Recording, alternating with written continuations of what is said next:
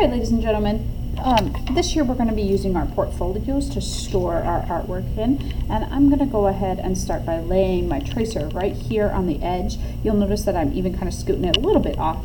If your name is 5 or 6 letters long or longer, you might want to go start on the edge. If yours is longer than 5 letters, you might want to start up here so that you can make 2 rows of letters. Okay, but I'm going to start kind of in the middle because mine is 5 letters long. I'm going to start right here. I'm going to start tracing. So our portfolios are where we keep our artwork for the whole year. And so this will be where you store it when you're in my room so that you can come back to it the next week. Now I'm going to go ahead and connect these together, even though they didn't connect there, to make a little B. All right, and I'm going to keep going. And so at your table, at the end of today, you will put these in the table folder in your class folder. And then when you come back and we start our projects, you will keep your artwork inside of here so that we can always find it. And so we want our names on it so that it's very easy for you to be able to find it. And I'm going through and I'm tracing every single letter. I'm taking my time. I'm going kind of slow. If I need to, I'm moving the letter around. And if I want to, for some of these, I can go through and connect them together. Like I know this one here has the little blue space in between it, so I can go through and kind of connect those together. And when you are done with your letter, let's say that I'm going to trace this E next. When I am all done with my E, what I will do is I will put it back in the space on the table where it belongs. I don't want to just throw it anywhere, because then the next time someone's looking for an E, they're going to spend lots and lots of time looking for E instead of just being like, oh, that's where it is. So when I'm done with the E, I put it back in between D and F. I put it back on the table where it belongs. All right, I'm almost done with my letters. Now I did mine straight across, which is a great way to do it. And like I said before, if you have a long name, you might need to start up high and go down low, but please just make sure you can read it. After you have your name on there, you may pick a shape. There are a couple shapes at every table. I am going to use a heart, and I'm going to put my heart right on top of here, and I'm going to trace on top, even right through these letters. So it goes right through the Y and right through that E. It's probably going to hit that B too, and I'm going to trace right on top of my letters. So I have a nice big heart. All right. And then if you want to, you can take and draw no more than 3 lines with your ruler as well. So if I want to, I can do maybe 1 horizontal line, and this is just to divide up your space. 1 vertical line, and let's do maybe a diagonal.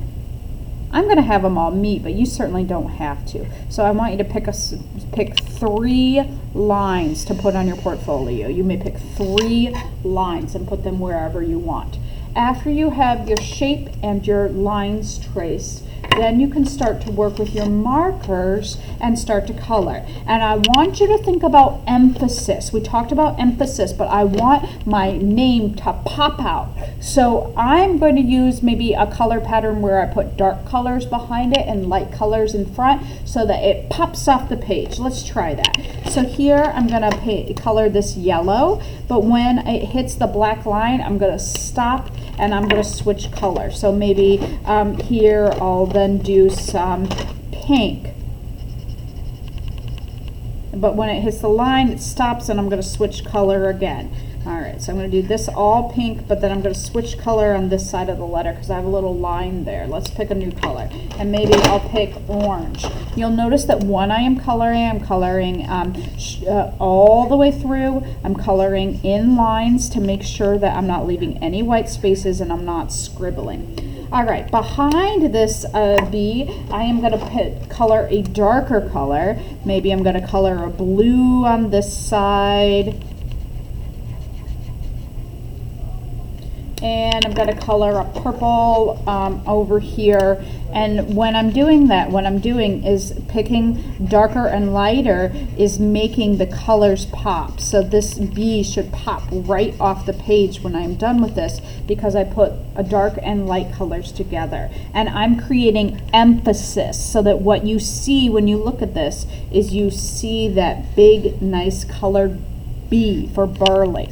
Now, if you'd want to do dark colors on top and put light colors underneath, you are welcome to do that. If you have a different way that you would like to create emphasis, if you have a different idea, you are welcome to do that. But when I am looking at this, I want to see your name be separate from the background. And so I'm going to try to make sure I keep switching colors, but I want my name to really pop off the page to create that emphasis so that the viewer looks at it and you as an artist have made something where the first thing they see is your name. So I'm going to use some nice bright colors in the front and dark colors in the back. You could go opposite, or if you have a different idea on how to create emphasis, you could do that. But I want you to number 1, trace your name. Number 2, trace your shapes. Number 3, draw 3 lines, and then you can start to color.